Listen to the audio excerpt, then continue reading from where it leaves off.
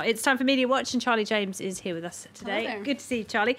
We're going to start a little bit closer to home, right here in France, where the national debate starts tomorrow, I believe. That's right. And just as we've seen within the ranks of the Yellow Vest movement, reaction online to Macron's letter and this national debate has been mixed. You see some people saying they're optimistic, let's wait and see, something good could come out of this. And then you have people saying this is just a smokescreen for the government. And there's actually a nickname now, people calling the Grand Débat the Grand Blah Blah online. So, which it looks like one of the political parties have picked up as well. But I want to show you some memes and some cartoons that kind of relay the criticisms going on out there. Right here you see Macron, President Macron, next to a recycling receptacle that says reception for the grievances of the green French president. people. Yeah, so at least it's not trash, you know. Maybe the grievances will be recycled somehow.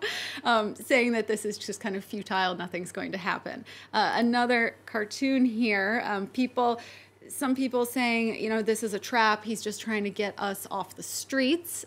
That's an idea that is portrayed here, where you see 9 weeks of 9 weeks of protests. So you see protest. Prime Minister Edouard Philippe and President Macron there trying to entice that yellow vest wearing mouse into with some cheese, of course. It's France here. Next, another cartoon here that it portrays this idea that the debate is a little bit too forced. There's too many parameters.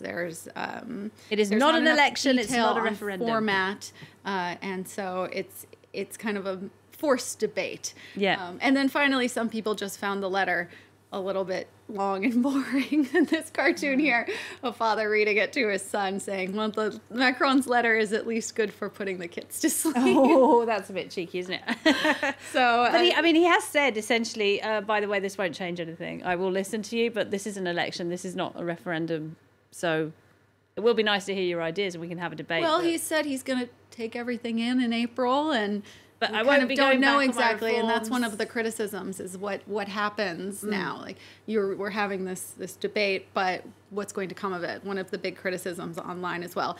And another interesting part of this national debate are the notebooks of grievances. If you're like me, as an American, I had never heard of something like this before, so I was just interested in what this is. It's actually a practice dating back to before the French Revolution, and it is, in fact, just notebooks at the mairie, at the town halls, where people can come and write down what they're upset about. Well, their grievances. Yeah, their book of grievances. It's a book of grievances, Wow. Airing of the grievances. It's kind of like petitioning the king in the olden days, isn't it?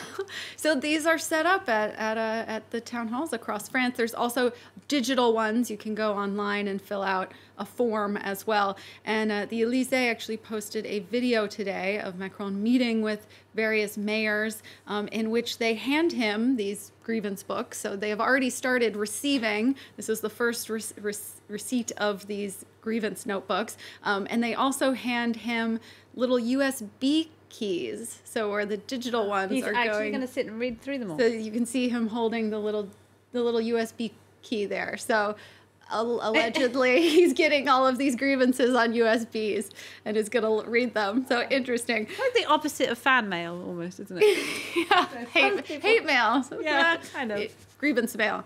I want to show you how a couple of papers are covering this as well. Libération, which is a left-leaning daily here in France, with the headline "Risky," and they argue that this is an attempt by Macron to save the last 3 years of his stay at the Élysée. Then we have Le Monde put out an editorial today as well, in which the author argues that the success of this debate depends on whether or not Macron actually listens, takes these grievances in, and then has some sort of action. So as you were saying before, what happens after this is kind of key. And also what's key is whether people actually take part in this. And this is a poll by Opinionway that was taken over the end of last week. And it found that the nation is split. A little under half of people say that they are definitely or probably going to take part in this debate, and a little over half saying, no, they're not interested. So the country's still split. I wonder if Macron's hoping that there's something therapeutic about writing down all your grievances and all the things you're unhappy about. Maybe that will help the movement to kind of calm down.